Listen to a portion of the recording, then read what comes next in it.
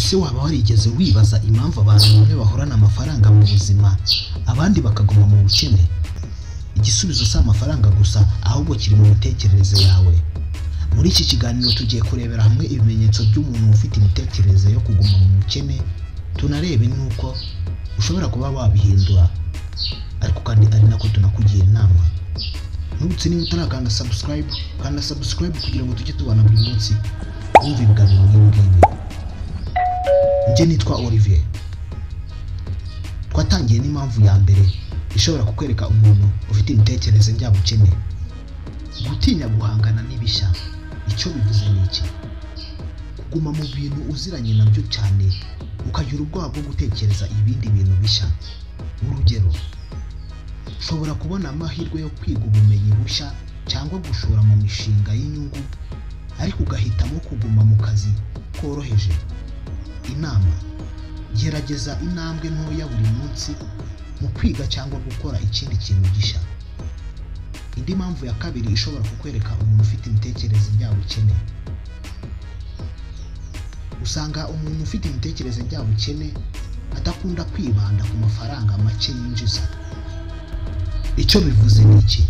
Gutekereza ku mafaranga winjiza uyu munsi gusa, aho kureba uburyo bwo kongera umutungo wawe. Urugero, kugura ibintu bihita bigushimisha ako kanya, aho gushora mu mishinga y'igihe kirekire. Ugashora amafaranga yawe mu binezeza, mu birangaza kandi by'igihe gito. Inama: tekereza ku nyungu z'igihe kirekire. Shora cyangwa ubike mbere yo gukoresha. Indi mpamvu ya gatatu ishobora kukwereka umuntu ufite imitekerereze njyabukene: yirengagiza gushaka ubumenyi. Icyo bivuze ni iki? Kudashaka kwiga ibintu bishya cyangwa kwiyungura ubumenyi. Urugero, kutitabira amahugurwa, kudasoma ibitabo by'imitekerereze myiza kandi iganisha ku iterambere. Ntabwo ajya bikozwa. Inama: soma, wumve, jya mu mahugurwa, ugerageze kwiga buri munsi. Indi mpamvu ya kane ishobora kukwereka umuntu ufite imitekerereze njyabukene: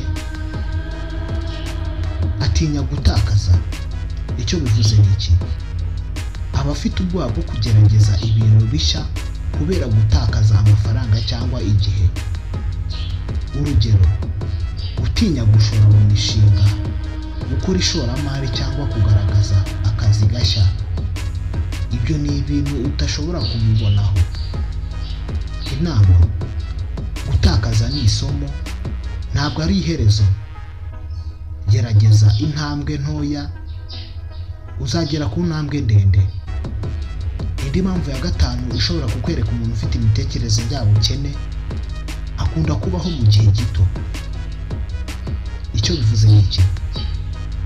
Kugira icyifuzo cyo kubona ibyiza byoroheje kandi byihuse, ariko kandi nta gutekereza ku hazaza he.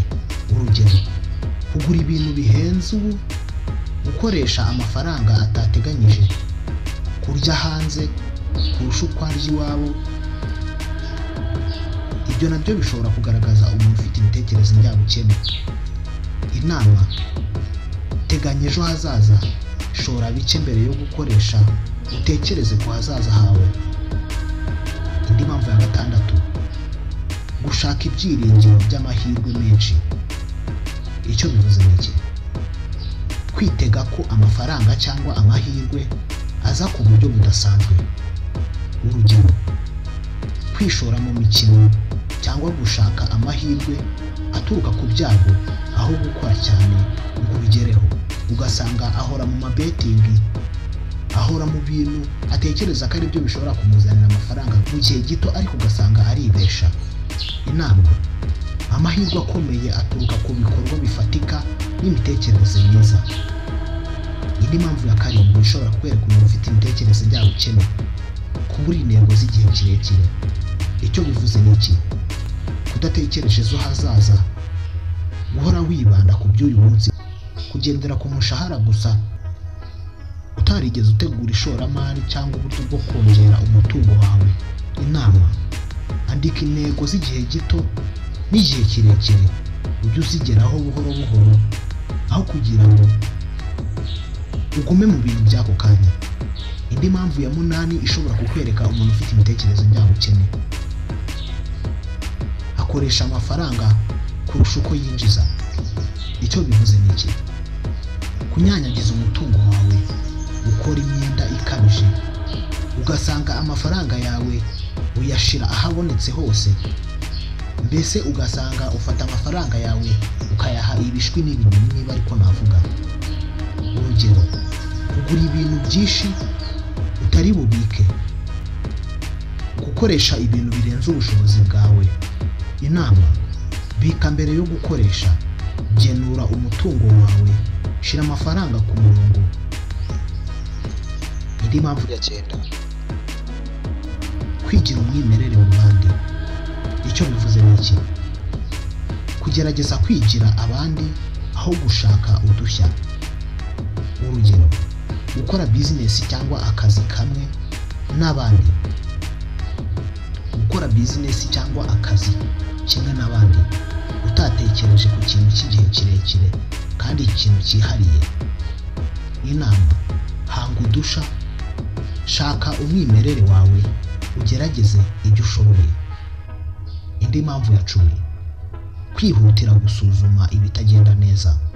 Icyo bivuze ni iki? Kureba ibibazo mu iherezo aho kubifata nk'amahirwe yo kwiga. Urugero, guhita urekera ku mishinga bitewe n'igiciro cyangwa ibibazo utekereje ku nyungu y'igihe kirekire. Ugahita ureka umushinga kubera utekereje igihombo uzahura nacyo. Ugahita ureka umushinga cyangwa se ukareka ikindi kintu wendaga gukora kubera abantu gusa baguciye intege ati uzahomba, nawe ugahita ubivamo. Inama: hindura uko ubona ibibazo. Buri kibazo ni amahirwe yo gukura no kwiga. Umwanzuro w'iki kiganiro: imitekerereze yawe ni ishingiro ry'ubukire cyangwa ubukene. Niba usanze bimwe muri ibi bimenyetso bigaragara kuri wowe, ntucike intege. Intambwe ya mbere: menya ahazaza hawe. Hindura imyitwarire yawe, gahoro gahoro bizagenda biza. Bika neza, shora neza, wige kandi wihatire gukora ibintu bishya.